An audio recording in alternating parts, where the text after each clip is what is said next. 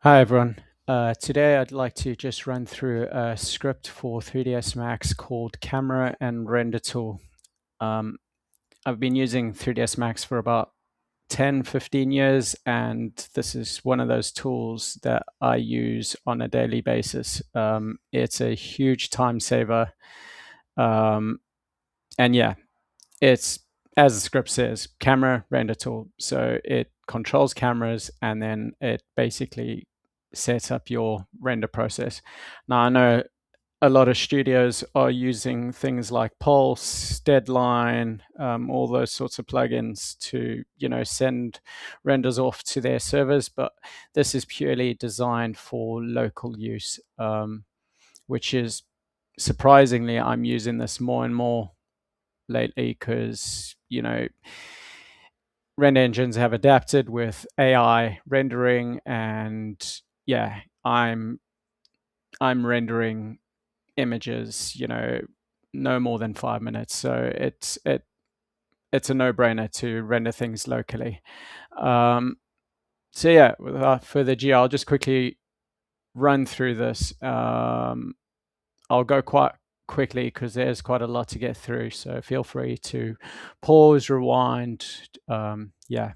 So first thing, obviously installing the script, you're going to have these three files. You got the camera lister, which is controlling the cameras, the render tool, which is what drives the UI, and then the launcher is how to install. So you'd obviously want to drop the MCR into your viewport, and then under customize, under the category nil, you'll find batch render cameras, which you can just create a button for that. So launching the script for the first time, it's going to look blank because we obviously don't have any cameras. So I'll quickly do that. I'll set up 4 cameras. And then if I hit refresh, those 4 cameras will pop up. So yeah, I'll just run through all this. So just a quick breakdown. So this is just some general tools at the top here. So for example, if I say select all, that's going to select all my cameras. Or if I just want to select a handful, I can say select checked.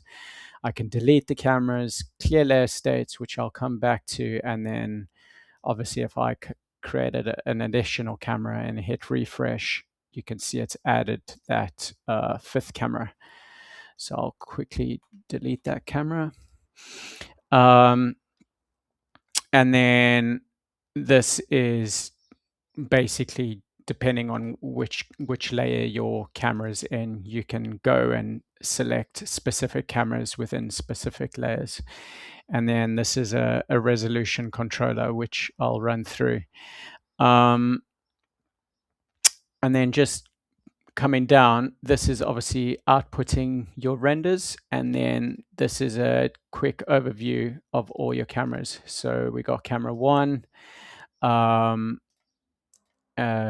3, and 4, and then within each drop down, there's a whole bunch of settings. So these are some general settings I've put in, which are probably the most critical settings. So for camera name. So for example, if I name this camera A, and then this next one, say camera B, and then the other two we'll just leave as is. You can see how these names are changing here. One thing to note is I've set up an output directory here. So I've selected my render folder, and you can see here it's basically naming the camera, the output file based on the camera name. So this is camera A, JPEG, camera B, JPEG, and these have obviously stayed the same. And then further to the right, we've got, things like our time output. So we're currently rendering at single. If you wanted to render out frames, specific frames, you can switch out to frames and pick whatever frame you want to render. Resolution. So for example, if I wanted this, say 1920 by 1080, and then say this next one, we want it to be square. And then coming down here, let's just say we wanted camera 3 to be 2.0, and then the last one, we could keep it at 0.8. And if I hit refresh on that, you can see the different aspect ratios are showing. And the nice thing is, if I just quickly drop in a teapot here, so you can see the different aspect ratios. So if I jump between cameras now, so right now my native 3ds Max aspect ratio is at 0.8. If I just toggle between these, you can see the aspect ratio is not changing. Whereas if I use the script and enable this, you can see it's changing on the fly, which is quite cool. And if I just refresh this, you can see those nice little previews showing that teapot. You're probably wondering, well, Corona released this new feature with, cameras have built-in aspect ratios, which it does. So right at the bottom here under overrides, you can come in here and set different aspect ratios. So you could still do it that way. I just like to have everything in one window that's accessible. Cool. So, and then, yeah, other features just working down this camera list. So you got the name, enable, that's obviously selecting your camera. So when you click enable, it will jump to the camera. You can see it happening in the background. Resolution, aspect ratio, we've just discussed. So targeted, self-explanatory. If you don't want your cameras to have targets, you can see these being disabled. Depth of field. So again, this is all happening in sync. So if I select camera A and turn on targeted, sorry, not target, depth of field, you can see it's enabling here. Motion blur, it's switching it on and off. I've set it up that if I turn this on, it switches on camera and geometry. Some cases you may just want to add motion blur to your camera and not geometry, but most cases I'm using both. So I may add a few more settings in future releases. Focal length, f-stop, shutter, that can all be controlled here. And then HDRI and Sun's layer states, I'll explain that in a bit. But first, let me just jump into the rendering. So we've set up an output directory for each camera. Here's the different file formats. You can have setups for those file formats, and then viewport and render. I'll quickly explain viewport. So let me just switch this out to viewport. And if I just get an okay looking viewport, and if I just hit viewport now, it should create a snip at each aspect ratio. So if I just click viewport now and then quickly come into here, you can see it's actually saved those out. I guess you could put that into stable diffusion, comfy, whatever it is, and you could overlay your AI over that if that's your sort of workflow. Alternatively, we can render the image. So if I just quickly create something basic and then change the outputs and render this.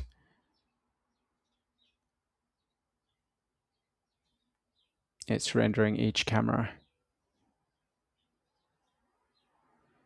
Cool. And there it is, each camera rendered at the correct aspect ratio. You can add suffixes. You can also add subfolders. Subfolders is quite handy if you rendering out elements, because you don't want elements saving within the same folder. So I'll just quickly show that to you. So if I add some render elements here, don't worry about if you if you had directories here set up, this script will override all those directories. So if I just quickly enable subfolder, just delete these and hit render,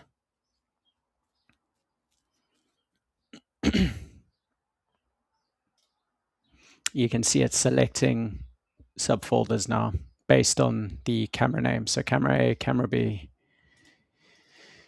and then, yeah, all the elements for that beauty. Cool. So that's rendering. I'll quickly show the HDRI setup.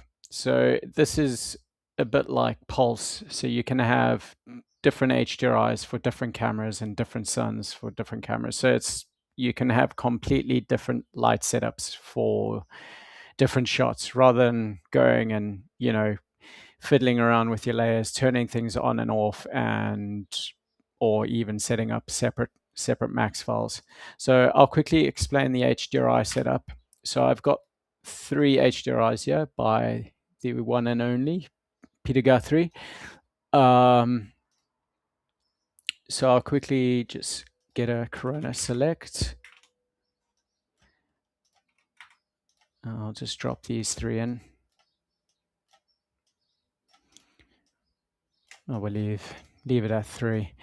And then we just want to open our Corona settings, and then under scene,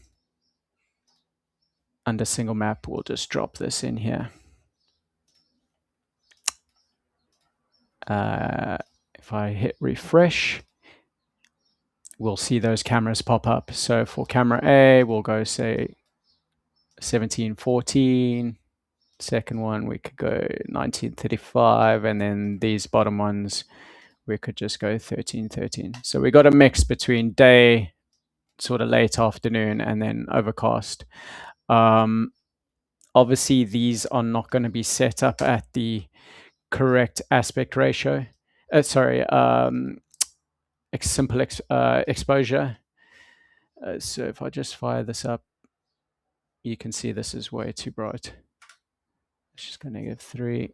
And then if I switch to camera B, that's going to pop to, a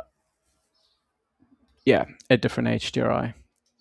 Same with this one. So yeah, those HDRIs are flipping correctly. And then if I just hit refresh, you can actually see those HDRIs for each camera showing here. So if I had to hit render now, it would render those HDRIs. Same with suns. If I come in here and just create a quick sun, we'll just give it a sky. And then we'll create, say, 4 different suns. And then we'll just disable our HDRIs because we don't need those anymore. And if the sun doesn't show up, that obviously means you just need to hit refresh. Nope.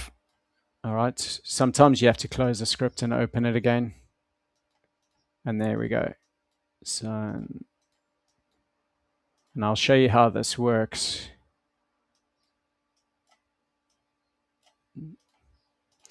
So right now, all suns are shown. So if I come in here and select A, you can see it's turned that sun on and then turned the rest off. Same with these. Yeah. So I'll toggle all those different suns. One thing to mention though is your Corona sun. Whoops. Let me just pull that quickly. Just make sure that this is not set to manual and that it's set to automatic. So obviously when you toggling between different cameras, you don't want it to be locked at sun 1. So that's how you control different suns and HDRIs. Oh, and then there's this little HDRI degree slider. So you can go all the way up to 360, depending on the rotation on your HDRI. And then lastly is save layer state. So I'll just create a new layer here. We can call this green teapot. We can copy this. We'll make a new layer. We'll just call this red teapot. And then let me just delete the other cameras quickly. The last two, sorry. So we just have the two cameras. So we got green teapot and then red teapot. So let me just quickly get a shader set up for this. So we got green and then red. Cool, green and red.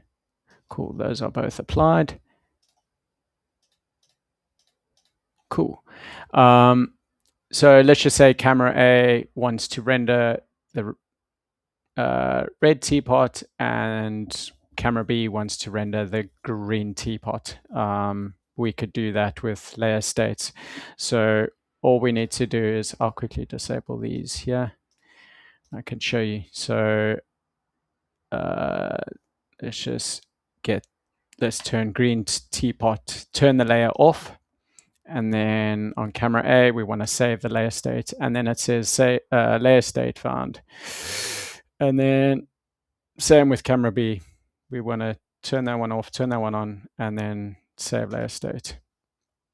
And now if I switch between these, you can see the layers are swapping. And if I quickly render that,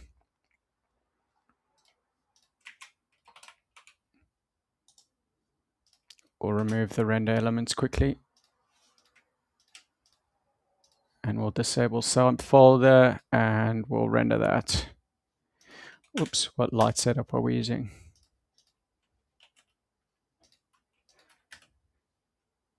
Yeah, that's fine. Okay, we'll render. So we've got a red one. And hopefully our green one. Yep, red and green. So yeah, hugely powerful. I mean, if you're doing like studio shots, rendering out different chairs, or you rendering out options, interior options where you want to show the client with or without people, that can be quite handy. Oh yeah, and then I forgot to show these. So if you wanted 2K, that's gonna switch to 2K. Oops, maybe I need to select them. Sorry, it is changing down here. So down here, you can see it's 2K and then 3K. We just have to hit refresh for it to reflect here. So I think it's always a good thing before hitting render, just hit the refresh so the output is showing correctly. And that's it. I hope the script saves you guys a lot of time. If you have any questions, do send over a message or any requests. I'd love to hear them. Yeah, thanks for your time. Cheers.